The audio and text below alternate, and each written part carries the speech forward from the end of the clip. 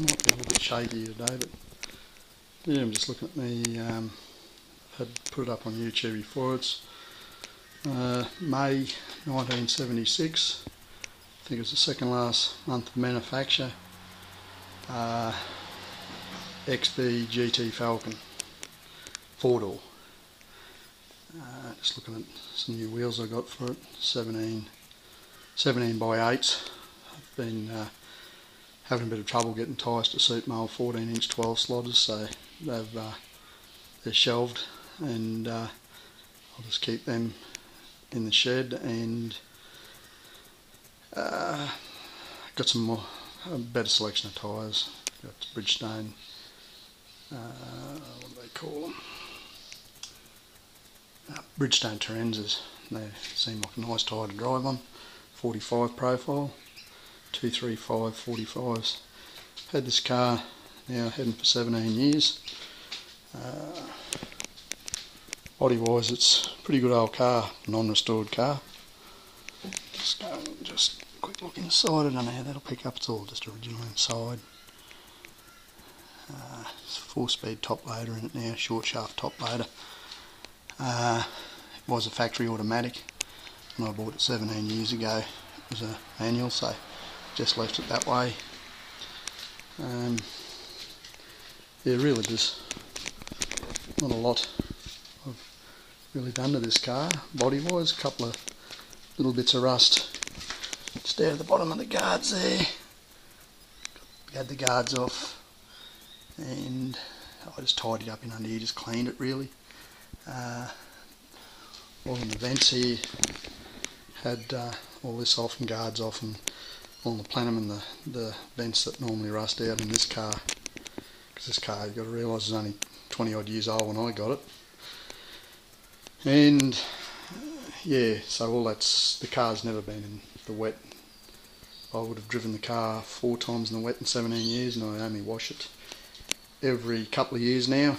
So it never sees rain, doesn't see much sunlight. It's in a nice dry cool shed, double story shed. That there, that's under the windscreen wiper, mate. It's just rust proof. Run out of there, put rust proof all in there. I'm forever doing that sort of stuff.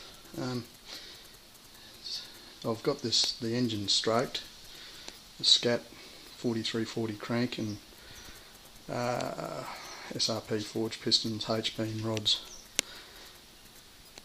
What else have I done to it? Oh, it's got a 750 Barry Grant Mighty Demon double pumper on it, and a Wine accelerator single plane manifold.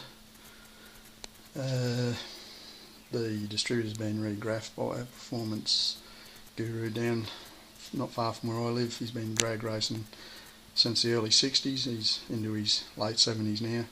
He's absolutely unreal with those Bosch distributors, and he set the carburetor up for me. It has, on this engine I have 2V open chamber. I've got the original engine block for it, but I got this engine done a bit myself because I didn't want to fiddle with the original engine block, so I've just got it at a friend's place in a shipping container, all oiled up and stored. All bits and pieces, or got all the other bits and pieces that go with all the air conditioning that come with it. I just pulled that off. Wasn't working, the compression had turnover, but wasn't cold, so I just don't like great big air conditioning compressors around the engine bay. It's very dirty under the engine bay at the moment, needs a good clean, but like I say, I don't wash it that much. So it's got, I've got Yellow Terra adjustable roller rockers on it. Stage 3 camshafts, got big heavy trend push rods, pacemaker extractors. The 2V open chamber heads have been ported and polished. ARP bolts, head bolts, ARP stud kit in the bottom end, standard volume milling oil pump, the steel harmonic balancer. I just can't quite remember the breed of that. Have a Hayes heavy duty clutch and a Yellow Terra steel flywheel. little ARP bolts all through that. These things come out with a, you can see here, a massive radiator. They're a crossflow radiator. So yeah, probably could do with a recore down the track. Underneath it,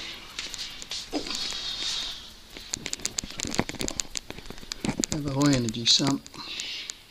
It's a 7 litre. These things come with 4-wheel disc brakes out of the factory. One of the first cars, the first production car in Australia. These things in Ford LTD's, a big luxurious version of these that had 4-wheel disc brakes. 9-inch, 28 spline diff, 28 spline axles on this, and also 4-wheel disc, as I said.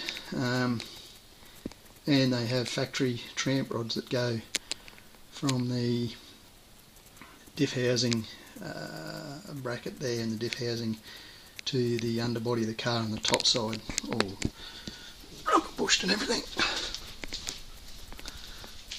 But yeah, there's really not much else I can say about it. It's a nice engine.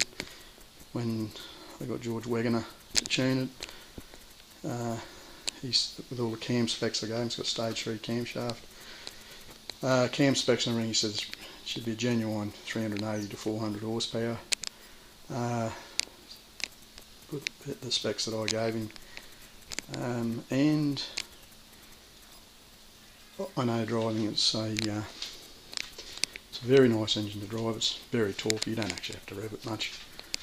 Had a bit bigger camshaft in it a while ago, and it was a solid camshaft.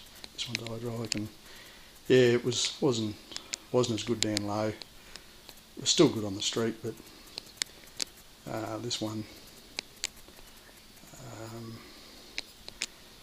stage 3 camshaft, which I haven't got the specs on. I've got all the paperwork with the specs, but you know, it's probably for the streets, probably just a nicer camshaft. Surprising how this thing will pull. They're a close to a 1600 kilo car, and they have, you know, that engine just pulls beautifully with that cam spec and that. Yeah, there's not really much else I can say about it, other than, like, if you look at it, it's got a little bit of rust down that bottom of that door there, a little bit of rust down the front one. All the dog legs and everything are all nice and neat. Like I say, I've had this car for 17 years, I haven't done anything to that at all. There had been some rust repairs done up in around there, all metal added, long before I had it obviously. And yeah, really, look, for a non-restored car, it's probably apart from one that hadn't been used, because this one's got 280,000 on it, it's probably getting towards one of the better ones. It's got all the nice factory door cards and everything in it still. Seat's got a little bit of, under the seat covers there, stitching's come apart on that seat, but it's only one. I just have a old Ford tail there just to slide around on the vinyl seats like it. All the factory steering wheel and everything's on it still. It's a factory console style. I put the 351 badge there, down in there. But yeah, all in all, for a mid-70s car, it's a very nice car to drive. Don't have to do much wheel work, because I say it's got power steering that you can just sit back and relax, and it's not all over the shop. They sit a fair bit lower than the standard Falcon 500 of the day. They're a wide car, so, and they sit fairly squat on the road, so for what they are you can actually tuck them into a corner fairly well. But I won't dribble on much more about it. Sweno Mick, over and out.